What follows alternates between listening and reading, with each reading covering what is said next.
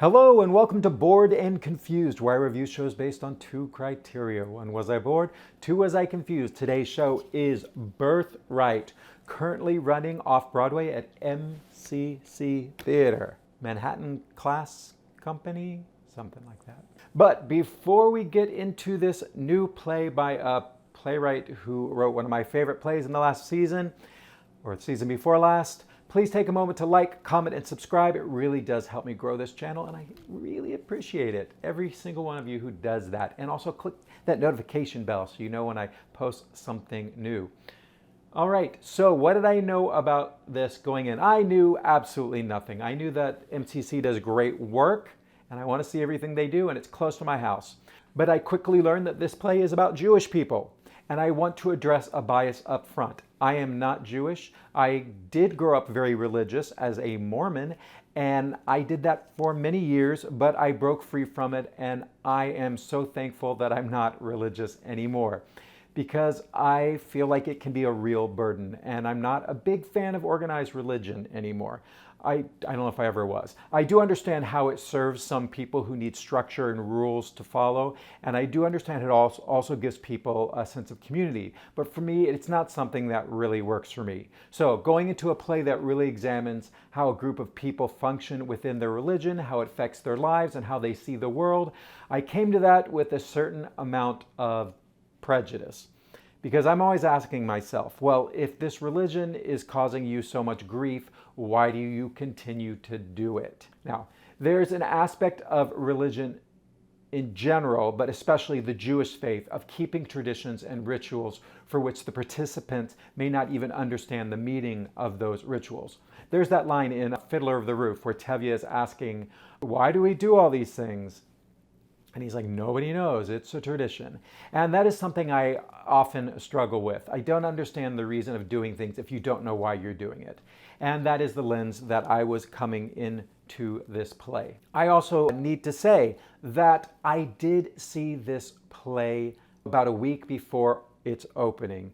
So I saw this play before it was frozen, so I'm sure there might be some changes, but I'm keeping my comments to the large global ideas of the play and not focusing on minutia. At least I'm going to try not to focus on any minutia. It can be hard for me. Birthright was written by Jonathan Spector, who you may know as the Tony Award-winning playwright behind Eureka Day, which had a run on Broadway season before last, and it was one of my favorite plays, I think, of the year before last. This play was commissioned as part of Miami New Drama's YK6 New Jewish Play Initiative, a program specifically designed to champion new plays with Jewish narratives. Spector has said he developed the piece through a series of interviews with Jewish acquaintances where a recurring theme kept coming up around evolving Jewish identity, especially in the wake of October 7th and the war in Gaza. The play had its world premiere at Miami New Drama's Colony Theater in Miami Beach in April 2025, directed by Teddy Bergman, and generated enough buzz that MCC Theater picked it up for its New York premiere. And that's the production we're looking at now, which opened June 29th, 2026 and runs through July 26th. The cast includes Hale Appleman, Molly Bernard, Eli Gelb, Liz Larson, Nate Mann, Molly Ranson, and Zoë Winters. And you might recognize Zoë Winters from Succession. That's not where I recognize her. I remember her from Shows for Days, which played at the Mitzi Newhouse, because I see more theater than I do television. So this show takes place in 3 acts, each set roughly 10 years apart, 2006, 2016, and 2024. We follow 6 young Jewish Americans who meet on a Birthright trip to Israel in 2006. Now, for those who don't know, the Birthright Israel program was founded in 1999 and offers free 10-day heritage trips to Israel for Jewish young adults between 18 and 26. The play then reunites these 6 friends over the following 18 years to look at how their identities, beliefs, friendships, and politics evolve over time. Now, at its core, this play is about 2 things: Israel and the different political and ethical reactions to it, specifically within American Jewish communities, and friendships, and how those friendships change over time when formed within a religious affiliation. All 6 characters are different kinds of Jewish people One becomes an Orthodox convert, some move left politically, some move right. They debate Zionism, Netanyahu, Palestine, Gaza, the U.S. relationship with the Middle East, and all of it plays out against the backdrop of these personal relationships. Who slept with who's in love with who broke up with who doesn't have visitation rights to visit his son. Now, one clever structural element is how technology creeps into the play across the 3 acts. And this is not surprising because this was used in Eureka Day as well. In the first act, set in 2006, there's a working iMac from 2001 on stage. By the second act, we're getting a barrage of emails and Facebook posts projected. And by the third act, the dialogue is constantly being interrupted by people checking texts, Googling a point mid-argument, or jumping on FaceTime. So let's do some positives and some negatives. Now, the acting from all 6 principal actors was great. They did a remarkable job navigating from their early to mid-20s to their 30s to their early 40s. I really enjoyed the overlapping dialogue in this play. It feels very realistic. Sure, you can't hear everything, but hey, that's life. Very true to how people actually talk, especially when they know each other well and are arguing about things they've been arguing about for years. What I really love most about this playwright's work, and I felt the same about Eureka Day, is that I never felt like one character was the voice piece of the writer. Each character felt fully rounded, multidimensional with their own point of view. And I really, really appreciate that. It's all too rare. For me, the first and the third acts work the best. They both unfold in a continuous chronological time, and it gives you a chance to really settle in with the characters. I also found the structural callback between those 2 acts interesting. It's the same domestic space, but 16 years later, and it's been updated 16 years later. So some of my negatives is the political monologues are where the play loses me. When the characters are just giving speeches about their political beliefs on Israel, on Palestine, on Zionism, my mind starts to wander. I'm not that engaged. The play works best for me when it's focusing on the personal relationships between the characters. But I know that these debates are inherent to that. But so many of these debates I've heard in other plays, and we'll get into that. Now, the second act was the most difficult for me to track. The scenes are short and fragmented little vignettes, jumping forward at different amounts of time, whether it be a minute or a half hour, was never quite sure. And you know, it took a minute for me to wrap my mind around what was going on, and by the time I really was on board, the scene was over. I think part of the issue is that when you go into a play, you give it maybe 15 to 20 minutes where you're just willing to put in some work to learn the characters' names, figure out where they are, what their relationships are, where and when we are. And in the first act, I did that work, and I do have to say the exposition is really given to you in a way that you don't realize you're being given exposition. So that's an amazing talent that this writer has. So in the first act, I put in the work and I felt rewarded. I understood who everyone was, and I really enjoyed that first act. But then, after intermission, number 1, we jump ahead 10 years, and the second act opens with a barrage of projected emails from all the characters, and I hadn't even really fully locked in all their names yet, so it was a lot to track. And honestly, even the characters in the play haven't kept up with each other's lives over the past 10 years. So if they can't track their own friends' lives, how am I supposed to catch up in a matter of minutes as a bystander? So I struggled with the second act, just a little confusion with what was going on. I also had some issues with specific character beats. There's a character named Emerson who by the third act has, oh, that's a spoiler. Okay, here's a little bit of a spoiler alert, so skip ahead if you need to. I also had some issues with specific character beats. There's a character named Emerson who by the third act has converted to Orthodox Judaism. And he comes in with a fake beard and payas and the little curly things, and I didn't buy it. He felt like a completely different person. It was a little too convenient of a transition. In the first act, he's this wild, manic artist type in the early scenes. He's getting drunk, he's falling down, and then suddenly we come to this, well, not suddenly, 16 years later, but he's this buttoned up Orthodox grandfather. He's not literally a grandfather, but the way he was moving made me be like, wow, He's 40 going on 60. And I understand this idea of him kind of living a 12-year rumspringa followed by religious devotion, but I don't know, I just didn't buy it from the character who I saw. It was such a huge change, and I'm sure it happens. That's just me. And then there was another character named Levi, who we eventually learned has been dealing with manic depression, but I never felt like I saw that in the earlier scenes. So when it comes up later, I thought it was telling me something when it could have just showed me that. So I didn't think the groundwork was put in there for that big revelation.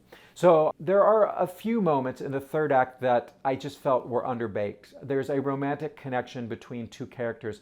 Felt like it just moved too fast and kind of came out of nowhere. And then there's a moment where one character goes to drag another character into the room from outside to support her argument, but then when her friend gets there, she doesn't support her argument, and the whole thing just felt a little... I saw the playwright there.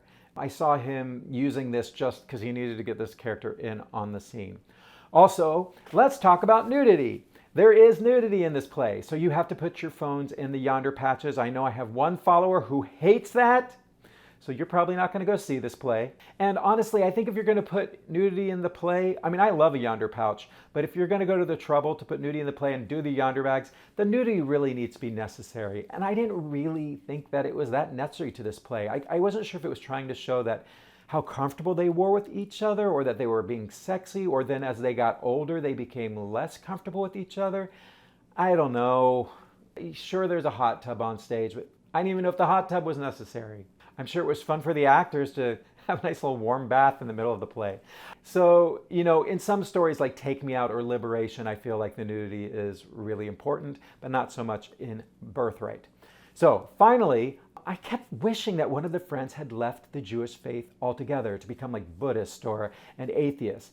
I thought that would have added an interesting and very believable dynamic to the group, and it would have given us a type of character that we didn't see among these 6 people. But maybe that's just my personal reaction to organized religion, where I'm just like, one of you just needs to get out of this. So, was I bored? Was I confused? Kind of already talked about this. There were stretches, specifically in the political monologue sections, where my attention did drift, but it wasn't for long periods or anything. It's just when the characters are just delivering their views on the Middle East conflict that I'm so tired of it. And on the other hand, when the play locks into the personal relationships, I was riveted, because that's what plays are about. So, mixed there. I'd say bored adjacent on those political stretches, not bored in the scenes where personal stuff is front and center. And I should say this play reminds me of A Prayer for the French Republic, of which I recorded a review for, but I saw it so late in the run that I never posted it. But that was also a 3-act play about Jewish identity and their relationships to Zionism. So I'm not sure if Birthright is adding something new to this conversation. It did approach it in an interesting way through these 6 specific people and how the Birthright trip shaped their lives, and I found that very interesting. But the arguments being made about Netanyahu, Israel, Palestine, Gaza, the US, it's the same arguments I've just been hearing in other plays, most recently in Giant. So, was I confused? Yes, in the 3rd act, I spent a chunk of time trying to figure out who had died, and it took me a while to realize that the playwright was deliberately withholding that information. I won't tell you who, because I don't want to spoil it. But once I understood that that was intentional, I could relax into it. But while I was in the beginning of the play, I thought I'd missed something, and I was kind of felt like I was almost ready to lean over to the person next to me and say, who died? So the 2nd act was also a little difficult to track because of the short fragmented scenes, but I get that the playwright did that to kind of break it up, you know, when you're doing such a long play. And I wasn't completely lost, but I was just having to work harder than I really wanted to be. Okay, let's wrap this up. This is a 3-hour and 15-minute play. Actually, it was billed as 3.5, so it was shorter, but it didn't feel that long. And I felt like it earned some of that runtime and spent some of it less wisely. You know, when it was cooking, when these characters were being messy and it was the real business of friendship and love and family and what they owe each other, I was really engaged and the time was flying. But then when it slid into the political stuff, that's when it's time slowed down. So the acting is excellent across the board, the overlapping dialogue is alive, and Jonathan Spector has once again written a play where every character feels fully human. Other critics from the world premiere noted the same thing, that the character depth and smart dialogue are what makes it land, even when the ideological debates push it into the denser territory.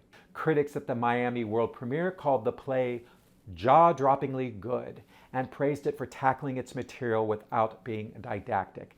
And I agree with that. Spector isn't trying to tell you what to think. He's just putting these people in a room and letting you watch. Why should you go see this show? See it for the acting and for the first and third acts and for the nudity in the second act. If you're Jewish or have a complicated relationship with organized religion, or you just want to see a play that takes its characters seriously and lets them be messy and contradictory, this is worth your time. It's a big, ambitious piece of theater, and honestly, even when it frustrated me, I was glad to be there. And I didn't mind how long it was. I was a little worried, but it actually went by pretty quickly. So, how to get your tickets, and where did I sit? A friend had tickets and invited me. Thanks, Jade. Which is the best way to go to theater, frankly, because then I get to decide whether I want to do a review or not. So we started out in the 5th row on the side and then moved to the middle of the 2nd row because the theater wasn't full.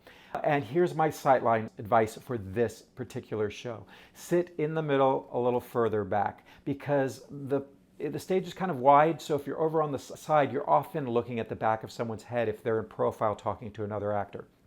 And in the second act, there is a hot tub, and if you're sitting too close, they disappear in that hot tub, and you can maybe see from here up. So the set design looked great, it was beautiful, but it did have some sightline issues, especially that real hot tub. So where can you get your tickets? I know that there are $38 tickets on TodayTix, and I'm sure there will be more that will come, and I'll put those in the notes if I find out about that. So this play is running till July 26th. So MCC does great work. Go check this out and then come here and comment and let me know, especially if you're Jewish or if you're religious. I'm curious to get your thoughts on this play and what you thought of it. Thanks for watching, and I hope the next play you see, you are not bored or confused. Don't wanna drift away, wanna stay inside the play. Keep me engaged, keep me amused with what's in front of me. 'Cause I don't wanna be bored and confused.